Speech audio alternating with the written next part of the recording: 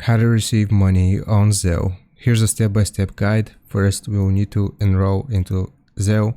So through your bank, most major banks in the US offer Zelle within their mobile banking app or online banking website.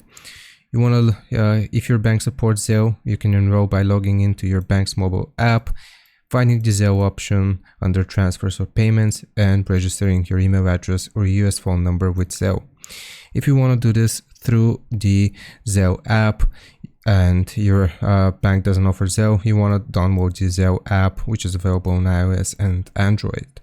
Then you will just share your contact information, so you can provide the sender with the email address or phone number you registered with Zelle, and they will use this to send you money. The last step will be receiving the money.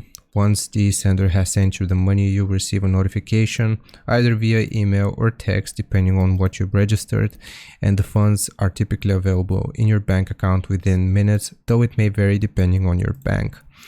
I hope this answers your questions. Leave a like and sub, and I'll see you next time.